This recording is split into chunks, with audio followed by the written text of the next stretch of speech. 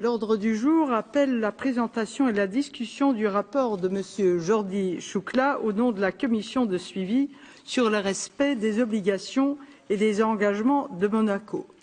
Je vous rappelle que nous devrons en avoir terminé avec l'examen de ce texte, vote inclus, à 18h20. Et nous devrons donc interrompre la liste des orateurs vers 18h15 afin de pouvoir entendre la réplique de la Commission, partir entre votre présentation et la réponse aux orateurs. Mais je voudrais tout d'abord souhaiter la bienvenue à Monsieur le Président du Conseil national, Monsieur le Président Nouvion. Soyez le bienvenu bienvenue dans cette maison que vous connaissez en tant qu'ancien membre.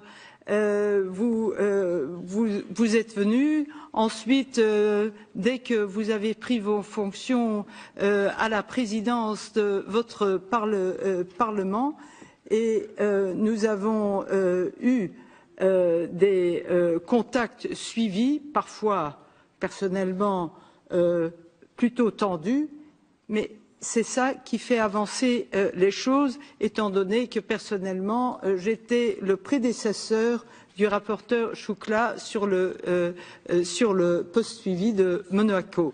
Et je dois vous dire que c'était un travail enrichissant pour moi et ceci montre que c'est vraiment en dialoguant, en discutant, mais ce qui est important, c'est d'être d'accord à dialoguer, de s'écouter, d'essayer de se comprendre, ce qui parfois n'est pas facile, et ensuite de trouver des solutions.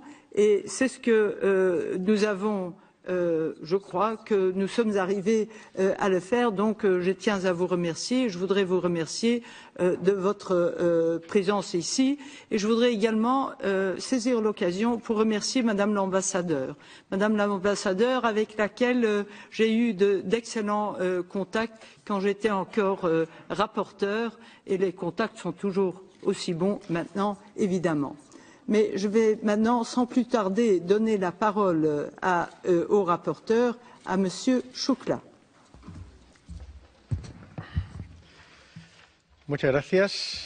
Merci beaucoup, Madame la Présidente. Monsieur le Président du Conseil national, chers collègues, depuis l'année 2004, suite à l'impulsion décidée à l'époque, Monaco est devenu membre du Conseil de l'Europe. Pendant 5 ans, il a fait l'objet d'une procédure de suivi et il y a eu une réforme constitutionnelle nécessaire pour pouvoir adhérer à cette organisation internationale.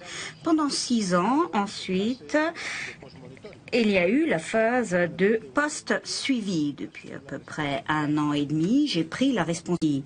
Au début, laissez-moi vous dire que cela semblait être un objectif difficile à atteindre en un peu moins d'1 an. Mais au cours de la coopération qu'il y a eu pendant 11 ans, nous nous sommes rendus compte qu'il y a eu un bénéfice réciproque qui permet d'améliorer le fonctionnement des institutions monégasques dans un certain nombre de domaines dont je parlerai plus tard.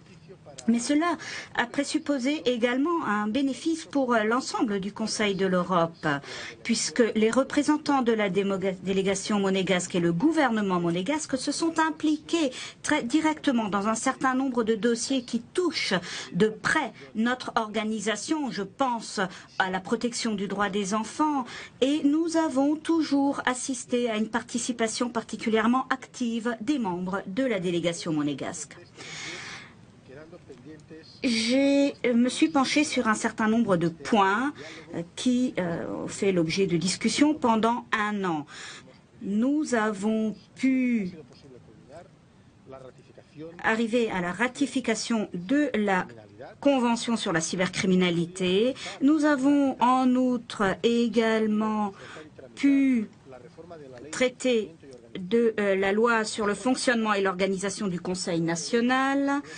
C'est la loi d'où découlent les réformes constitutionnelles de l'année 2012, qui étaient depuis 2009 de cette nouvelle loi et du règlement intérieur, tout comme d'une autonomisation des capacités des membres du Conseil national les 16 et 17 juin de cette année.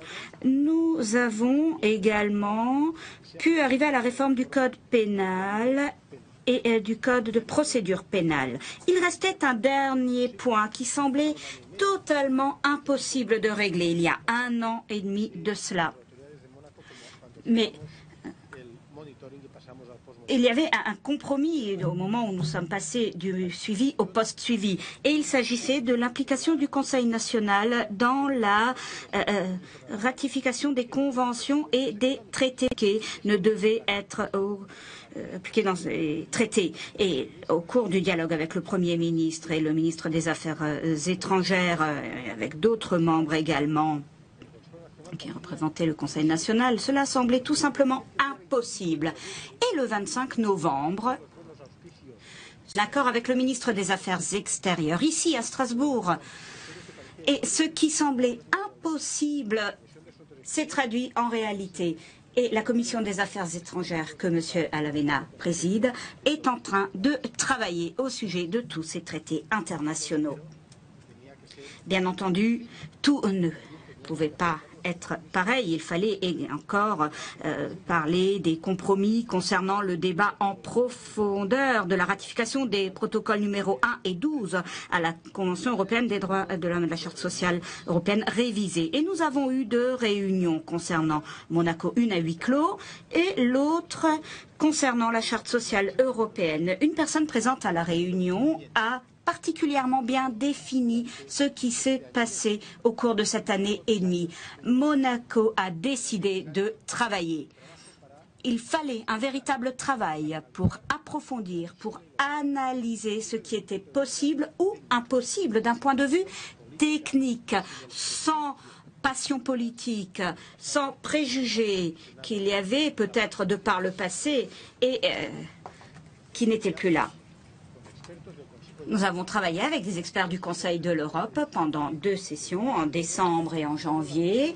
Nous avons essayé de voir comment travailler sur ces réserves pour rendre compatible la sauvegarde des aspects singuliers de Monaco, que l'on retrouve dès le premier jour, dès l'adhésion de Monaco à cette institution, et pour pouvoir également faire en sorte que cela puisse s'appliquer à Monaco. Et nous sommes arrivés à une conclusion technique, purement technique, au sujet des critères, tenant compte des experts de l'unité des traités internationaux, mais également en tenant compte de l'avis des juristes du gouvernement. Nous sommes arrivés à la conclusion que il fallait continuer à étudier ces réserves concernant le protocole numéro 1 et 12. Alors le gouvernement a publiquement dit qu'il avait une volonté de continuer à maintenir ouvert le dialogue technique sur ces points. Mesdames et messieurs, la carte sociale européenne révisée est là. La plus grande partie des États membres l'ont ratifiée. Et nous ne pouvons pas conclure ce poste suivi sans continuer à parler au niveau institutionnel de cette charte sociale européenne. Nous sommes arrivés à un point bien précis, le 17 mars 2015, lorsque j'ai présenté ce rapport à la Commission à Paris, et j'ai dit à la Commission qu'il y avait 2 scénarios possibles. Si nous maintenons le poste suivi ouvert seulement à cause de cet aspect, il se peut qu'à la fin, cela devienne objet de débats politiques, de pression au sein du pays. Il se peut que cela divise au lieu d'unir les monégasques et ne mènerait pas à l'adoption de cette charte. J'ai dit ça parce que je me rendais compte que c'était à peu près ce qui était en train de se passer.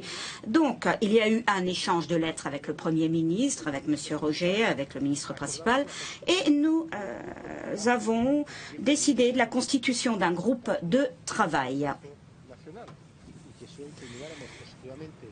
Et si vous lisez ce qui est écrit dans une étape de dialogue au sein de cette Assemblée, et cela implique l'implication de M. Nicoletti en tant que rapporteur général sur la Charte sociale européenne, avec les personnes qui sont en train de gérer ce processus de Turin.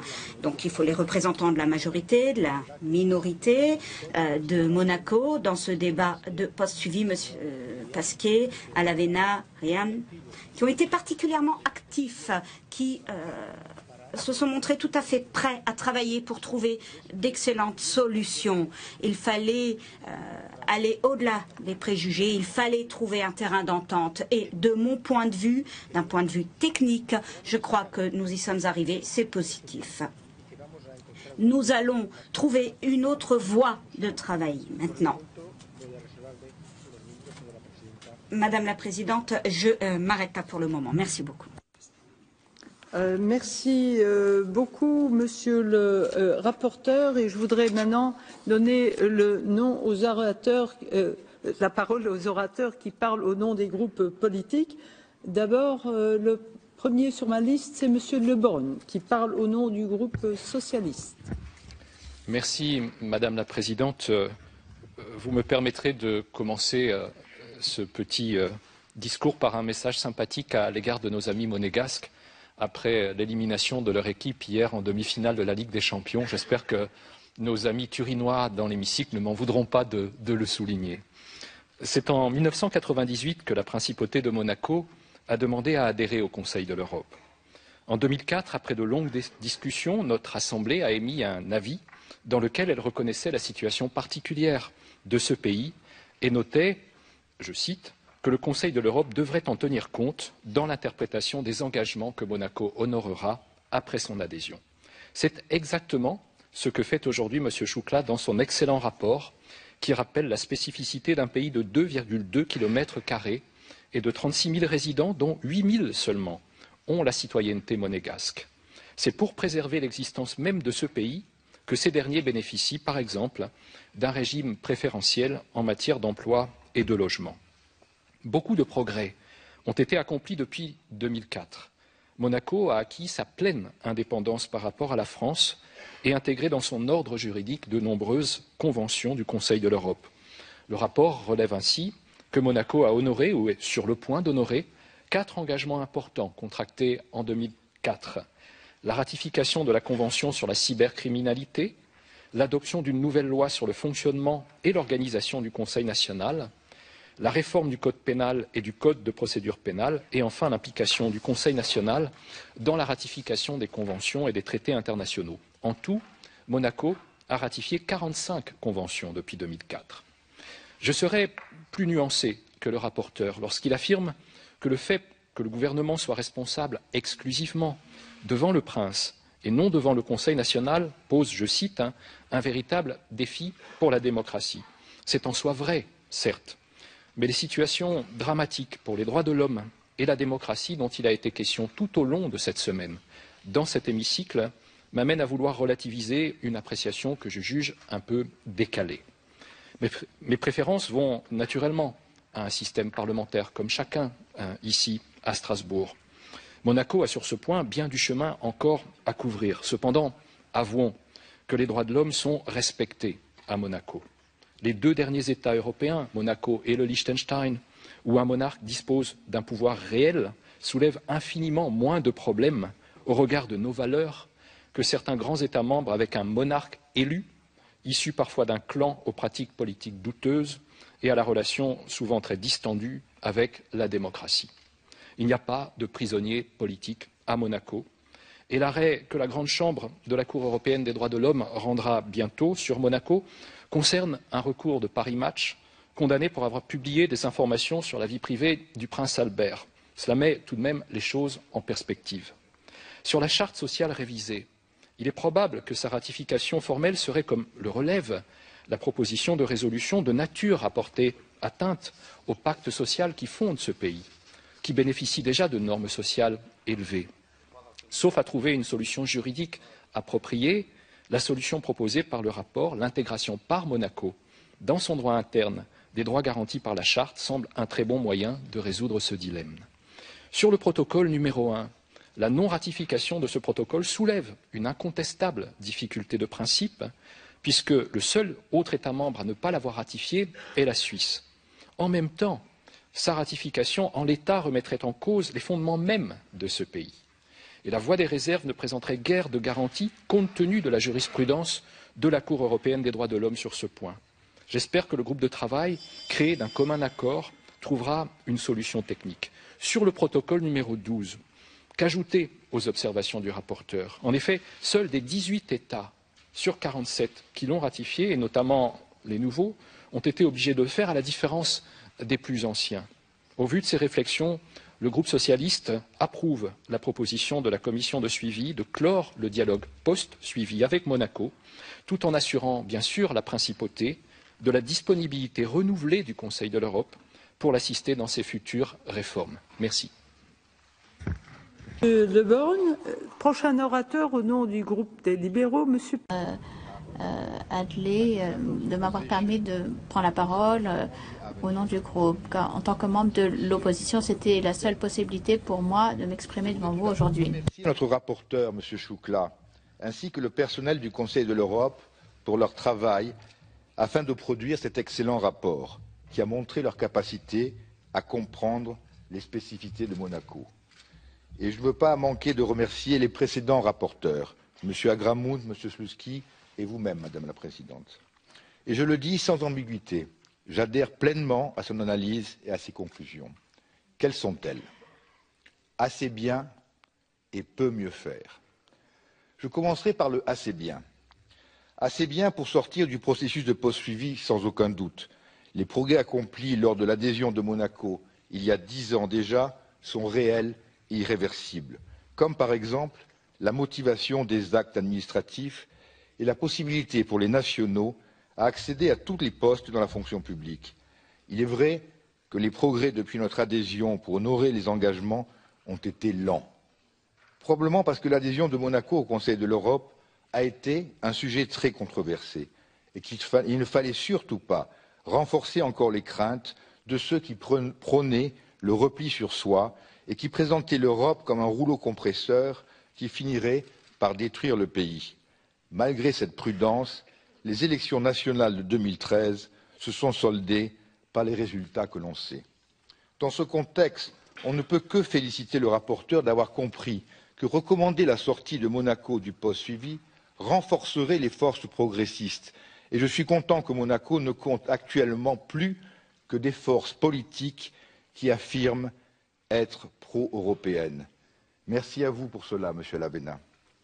J'espère sincèrement que le temps où certains brandissaient l'Europe en général et le Conseil de l'Europe en particulier comme un épouvantail, comme une pomme de discorde et d'anxiété au sein de la population monégasque est bien révolu. Après tout, Monaco est un pays prospère dans lequel personne n'est laissé au bord de la route, un pays avec une économie dynamique qui permet d'employer des dizaines de milliers de personnes venant des pays voisins, un pays où aucun membre de l'opposition ou de journaliste n'est en prison, où les élections ne sont pas truquées, où la liberté de parole est respectée, où la sécurité des biens et des personnes est assurée. Dans la cohorte des pays en post-suivi, combien peuvent-ils en dire autant? Oui, pour toutes ces raisons, la sortie de Monaco du post-suivi est légitime. Je finirai par le peu mieux faire. Je ne dis pas que certaines craintes du gouvernement ne sont pas justifiées au vu des spécificités de notre pays. C'est en particulier le cas pour les questions touchant au logement et à l'emploi des nationaux. Et je crois que le rapporteur a bien compris la situation. Mais ces craintes ne doivent pas être des excuses pour ne pas avancer dans d'autres domaines. Par exemple, il existe encore une discrimination envers les femmes quant à l'accès aux prestations sociales à Monaco. Par exemple, les personnes de même sexe ou bien de sexe différent n'ont pas la possibilité de faire reconnaître leur union par la loi et se voient donc privées de certaines prestations. Par exemple, le gouvernement prend trop de liberté dans le respect de la Constitution en matière de finances publiques, privant le Conseil national d'une partie de ses prérogatives. Par exemple, enfin, le Conseil national n'a pas le droit d'amendement budgétaire. Un changement constitutionnel et des propositions de loi pour corriger ces anomalies ont été déposées par le groupe politique auquel j'appartiens. L'important aujourd'hui, c'est que le dialogue constructif qui s'est instauré entre le Conseil national et Monaco continue sur sa lancée dans les prochains mois et années et que le Conseil de l'Europe continue à être un agent de changement avec un esprit ouvert et prenant en compte nos spécificités. Nous avons encore des progrès à faire, mais la graine que notre adhésion au Conseil de l'Europe a plantée sur notre petit rocher il y a 10 ans se porte bien. Elle grandit lentement mais sûrement et je vous demande de continuer à nous fournir des conseils pour que nous puissions nous en occuper au mieux. Merci Madame le Président. Merci bien, Monsieur Pasquier. Next speaker on my list. Monsieur Walter, au nom du groupe conservateur. Merci beaucoup, Madame la Présidente. J'aimerais tout d'abord féliciter le rapporteur pour un excellent rapport qui, je crois, débouche sur d'excellentes conclusions. Madame, en 2015, et lorsqu'on prend les autres pays qui sont sous 8000 citoyens, un État qui a des traditions qui ne nous plaisent peut-être pas toutes, et certainement pas les républicains ici.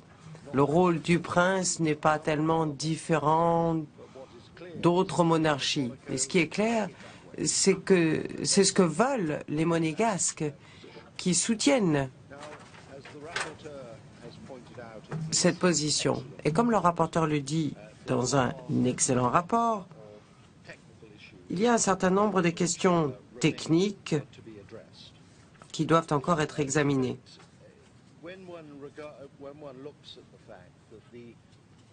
Mais lorsqu'on sait que les monégasques à Monaco sont une minorité dans leur propre pays, seulement un résident sur 5 de Monaco est monégasque, alors il convient peut-être d'être un petit peu plus compréhensif face aux différents défis. Et ce ne sont pas des problèmes et des défis qui concernent notre procédure de suivi de toute manière. Madame, je crois qu'il faut être équilibré dans la manière dont nous examinons les États membres du Conseil de l'Europe. Ici, il ne s'agit pas d'un État où les militants politiques sont arrêtés au petit matin pour disparaître définitivement. Ce n'est pas un État où des journalistes croupissent dans des prisons pendant des années. Ce n'est pas un État où la liberté d'expression est rendue impossible ou difficile. Ce n'est pas un État où vous n'avez pas droit à un procès équitable. Ce n'est pas un État où il y a des prisonniers politiques, où il y a d'autres formes d'abus des droits de l'homme. Je serai donc bref, Madame. J'aimerais féliciter le rapporteur pour un excellent rapport et d'excellentes conclusions. J'aimerais féliciter tous ceux à Monaco et au sein de notre Assemblée qui ont fait preuve de patience. Je crois que nous devrions tous pouvoir soutenir les conclusions et la recommandation du rapporteur que nous mettions fin donc à cette procédure. Merci. Merci. Dernier intervenant au nom des groupes politiques, Monsieur Agramunt. Merci beaucoup, Madame la Présidente. Je souhaite saluer le président du Conseil national. J'ai été rapporteur pendant les 5 premières années de la procédure de suivi de Monaco. Alors, la présidente l'a été aussi dans le dialogue post-suivi après moi, c'est M. Choukla actuellement. Et pour des raisons que tout le monde connaît, le co-rapporteur, M. Slutsky, n'est pas là puisque la délégation de la Russie ne participe pas à nos travaux. Il y a une chose que je souhaite rappeler. Aujourd'hui, nous sommes là pour mettre un terme au dialogue post-suivi, mais un jour, nous avions fermé le suivi et nous avions ouvert le dialogue post-suivi. C'était une décision à l'unanimité et j'espère qu'aujourd'hui, il en sera de même. Tout le monde a félicité M. Choukla. Eh bien, moi je souhaite également vous féliciter. Tout cela est très logique, j'ai suivi vos travaux de très près.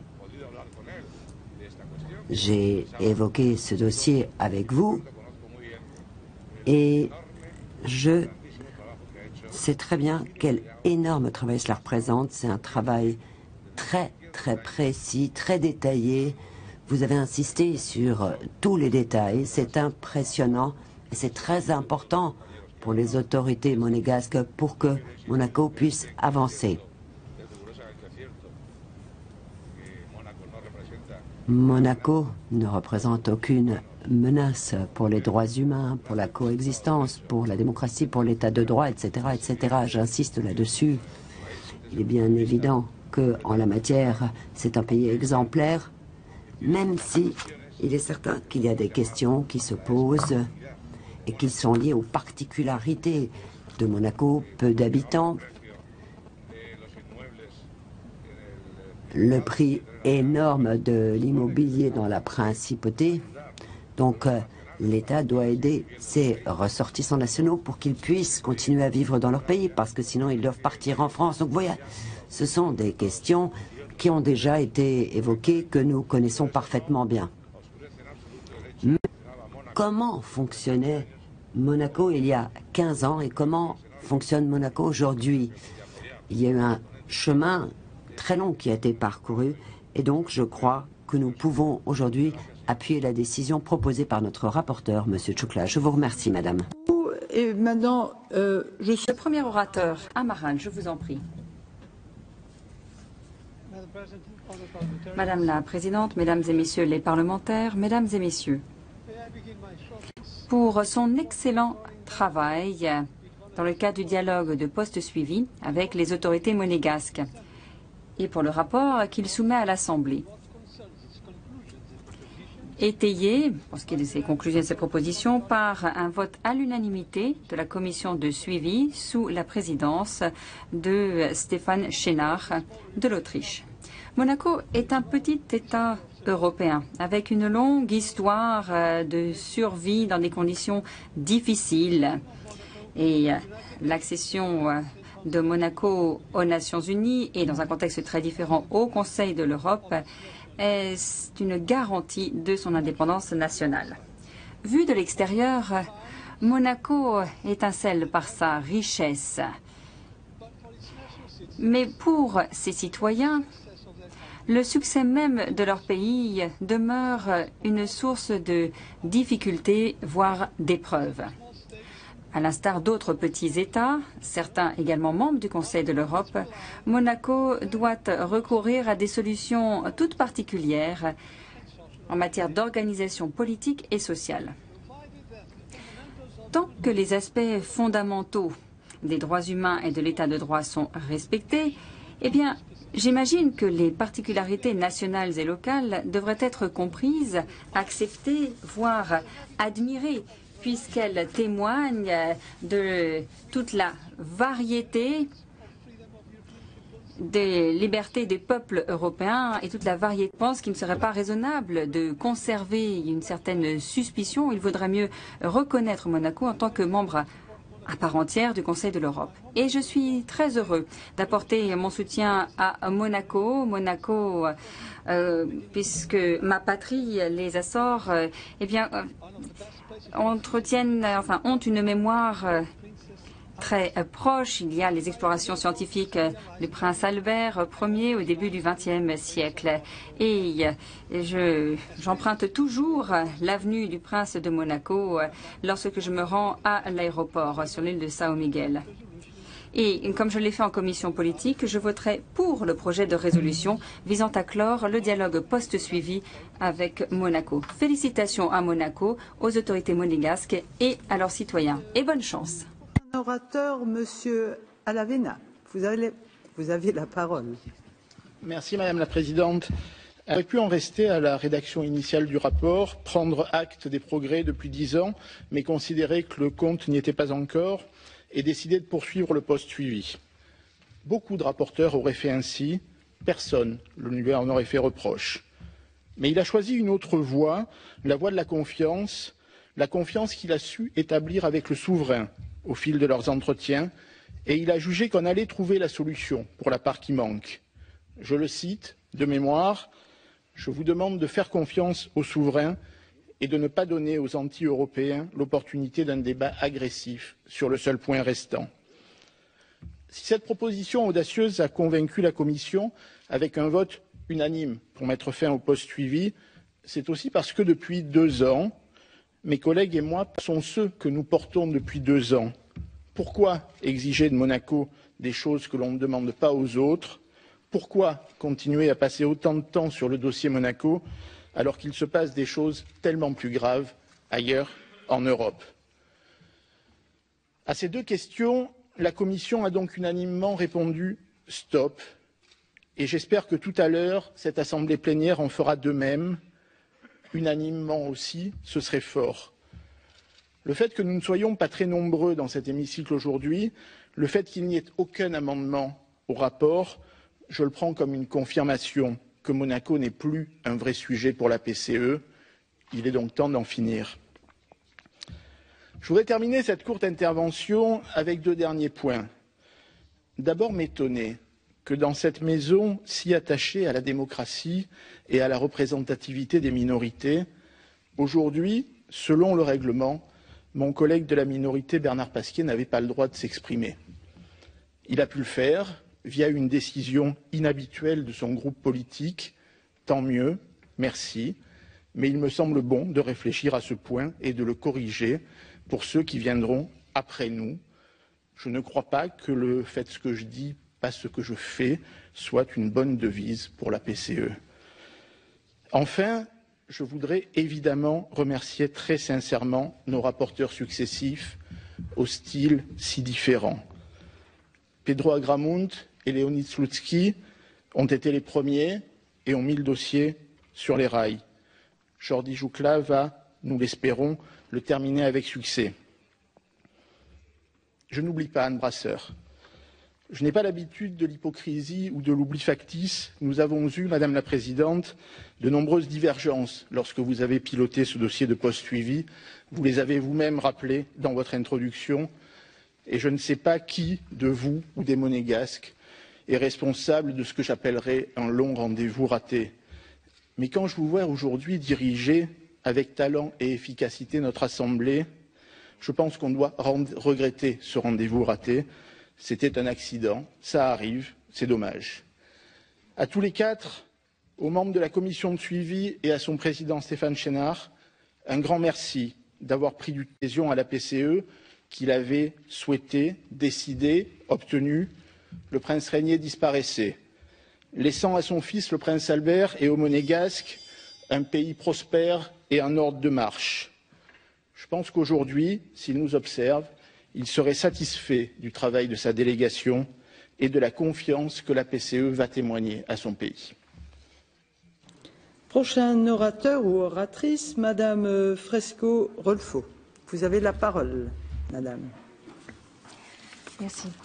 Madame la Présidente, Monsieur le rapporteur, chers collègues, je tiens tout d'abord à remercier Monsieur Jordi Joucla pour sa détermination et son travail en sa qualité de rapporteur et ses efforts pour comprendre l'identité unique de notre principauté, nos institutions et bien évidemment nos spécificités en tant que 2e État le plus petit au monde. Je le remercie encore pour nous avoir témoigné sa confiance en demandant à cette Assemblée de mettre un terme au dialogue post-suivi avec Monaco à la lumière des avancées importantes réalisées par notre pays depuis son adhésion en 2004 et surtout depuis 2013.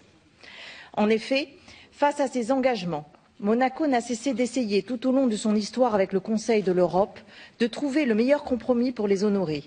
Ces engagements, nous les avons tenus pour respecter les standards de la PCE et nous avons ratifié de nombreux traités internationaux du Conseil de l'Europe. Nous avons créé le Haut Commissariat à la protection des droits et des libertés et à la médiation. Nous voterons dans les semaines qui viennent la loi sur l'organisation et le fonctionnement du Conseil national ainsi que son règlement intérieur. Nous avons mis en place un modus operandi permettant une meilleure circulation des informations entre le gouvernement et le Conseil national quant à la ratification des traités ou conventions internationales. Tout cela, et je tiens à le dire, en disposant de moyens humains très limités et dans un temps tout à fait raisonnable. Néanmoins, Malgré cette bonne volonté exprimée au travers de ces réalisations par notre prince souverain et les autorités monégasques, il est de mon devoir de vous rappeler que l'équilibre de la principauté repose sur un système de fonctionnement même. Quitte à nous répéter, je veux le dire encore et encore, car c'est une situation unique au monde, les monégasques, nos nationaux, ne représentent que 20% de la population totale résidant à Monaco. Un territoire dont la superficie est inférieure à 2,5 km². Oui, nous sommes minoritaires dans notre propre pays. Ce particularisme explique nos positions. Il ne s'agit pas ici d'avoir un discours anti-européen ou réfractaire à toute évolution de notre modèle. Il s'agit ici de rappeler une réalité. Tous les pays ne sont pas égaux devant certains principes européens. Pour garantir un emploi, un logement, une qualité de vie à nos nationaux et à leurs enfants, nous avons mis en place un système basé sur des critères de priorité nationale. Or, qui dit priorité nationale dit dans une certaine mesure discrimination. En d'autres termes, c'est l'État qui apporte une protection supplémentaire aux droits d'une minorité en appliquant la préférence nationale. Malgré cette réalité et cette impossibilité de ratifier ces 3 textes en l'état, le gouvernement princier, Monaco, reste disposé et s'est engagé à continuer à coopérer avec le Conseil de l'Europe et son groupe d'experts pour rechercher des solutions.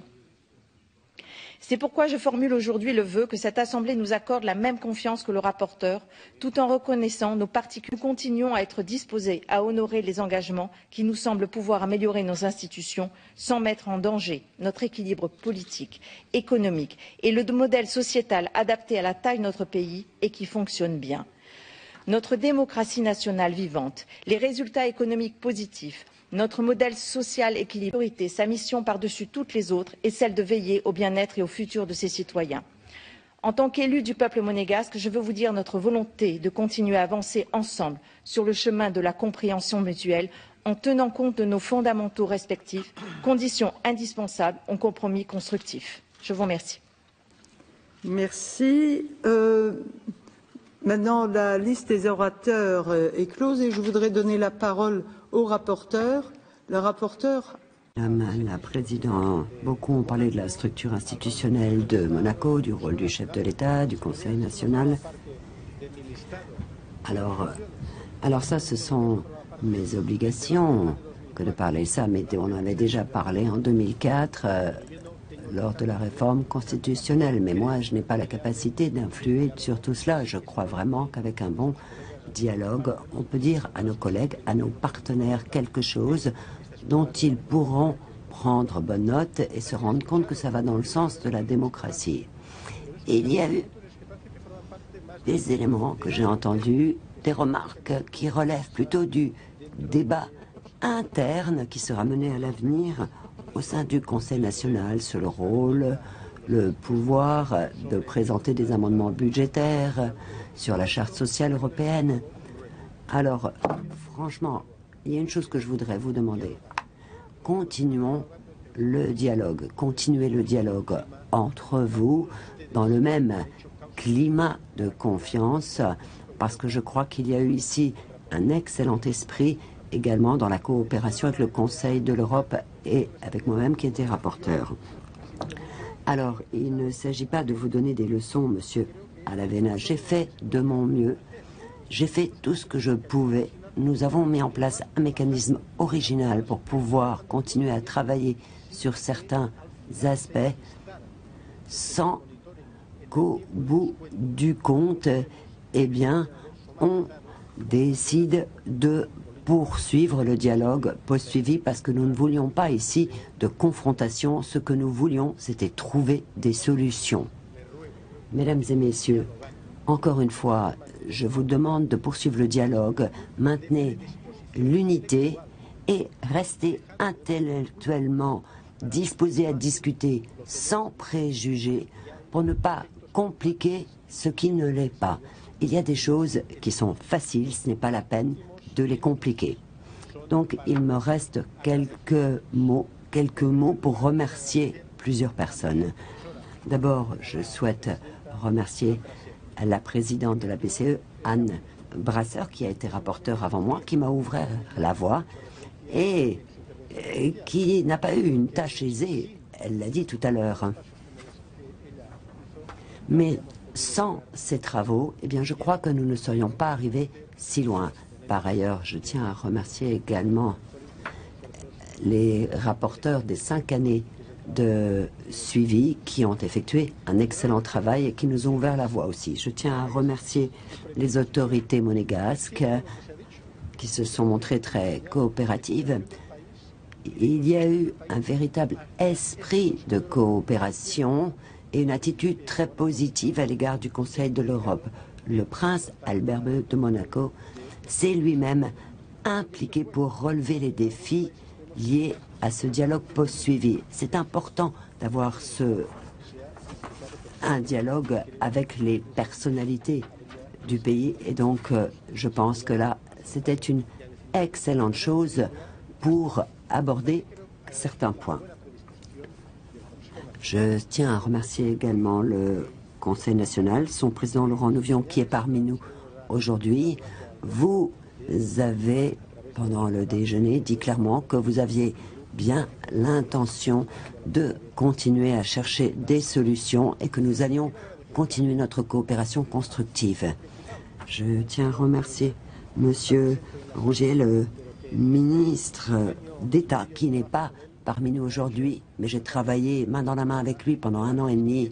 C'est une personne qui a une grande expérience, qui a déjà relevé énormément de défis. Et maintenant, eh bien, son principal défi, c'est d'être le principal ministre d'État de Monaco. Et je tiens à remercier la commission de suivi pour son accompagnement. Elle a toujours fait preuve de bonne volonté, d'assistance, de présence, de disposition, et cela sous la présidence de Monsieur Chénard. Merci. Merci au secrétariat, à l'ensemble du secrétariat, à la chef du secrétariat, Caroline Ragon. Sans son exigence intellectuelle, sans son éthique, eh bien, je n'aurais pas réussi à faire ce travail. Je vous remercie tous parce que tout cela s'est effectué dans un excellent climat.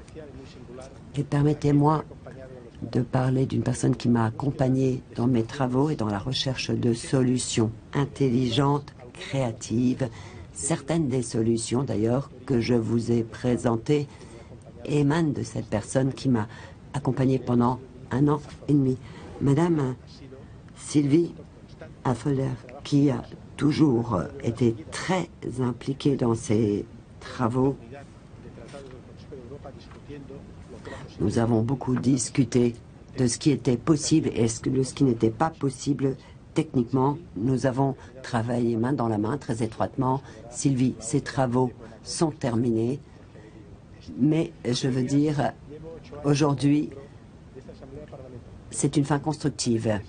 Cela fait longtemps que je suis membre de cette assemblée parlementaire. Nous faisons de belles déclarations, des grands discours, nous aimons la rhétorique.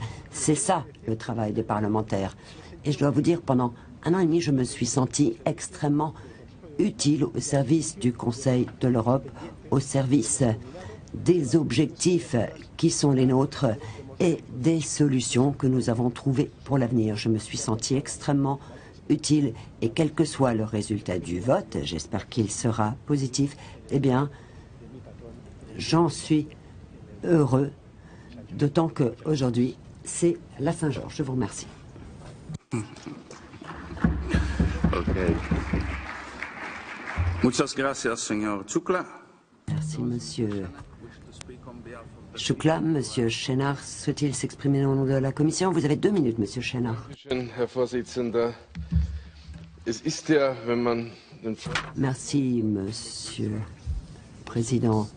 Quand on préside la commission de suivi, eh bien, on se rend compte que l'ordre du jour ne cesse de s'allonger, qu'on a de plus en plus de problèmes, de défis à relever pour lutter pour les droits de l'homme, la démocratie, l'état de droit. Et je me réjouis d'autant plus que sous ma présidence, il y a eu 2 dossiers que nous ayons pu finaliser. Donc d'abord une solution intermédiaire pour Monténégro, un petit pays qui passe du suivi au post-suivi. Et aujourd'hui, eh bien, ce moment solennel, 11 années de suivi et de post-suivi avec Monaco, auquel nous souhaitons mettre un terme aujourd'hui. 11 années de dialogue, de compréhension mutuelle, comme l'a dit Jordi Shukla. Et pendant tous ces mois, ce dialogue a été mené à très haut niveau. Chers collègues, bientôt, nous allons nommer de nouveaux rapporteurs.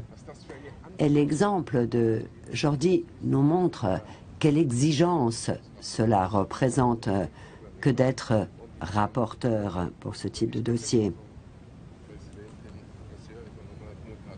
Et Jordi, qui a succédé à Madame Brasseur en tant que rapporteur, je ne peux que le féliciter. Je tiens à remercier Monsieur Pasquier, Monsieur Alavena. Vous venez d'un petit pays. Et le plus important aussi, c'est que ces deux personnes ont été impliquées activement dans toutes les questions traitées par cette commission de suivi. Vous faites pleinement partie de cette commission de suivi et donc vous avez l'habitude de gérer des conflits et d'essayer de trouver des solutions également à vos propres problèmes. Il y a eu une véritable relation de confiance qui s'est installée. On le voit d'ailleurs puisqu'il n'y a pas d'amendements qui sont présentés aujourd'hui. Nous le savons, les travaux continuent, mais en ce moment solennel, eh bien, nous partons du principe que nous pouvons en toute confiance être convaincus que vous allez continuer ces travaux de réforme. Merci au secrétariat également qui nous a énormément aidés. Sans le secrétariat, Jordi l'a dit, tout ce travail n'aurait certainement pas été possible. Je vous remercie. Thank you, Mr. Shanak. Now the debate is closed. Merci, Monsieur Chénard. Le débat est clos.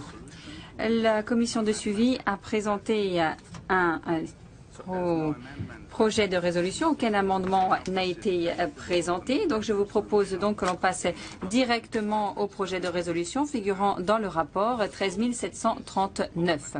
Et le vote est ouvert.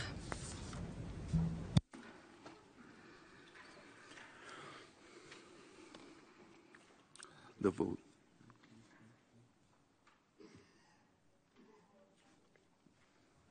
The vote is closed. Le vote est clos. J'appelle l'affichage des résultats.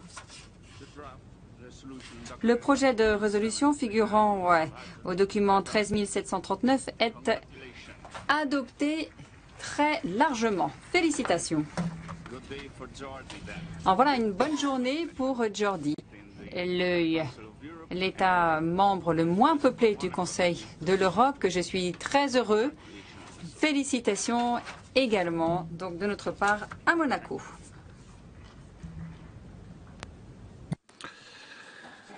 So, the final item of business. Le dernier point figurant à notre ordre du jour pour cet après-midi est le débat sur le rapport intitulé « La réforme de la gouvernance du football ».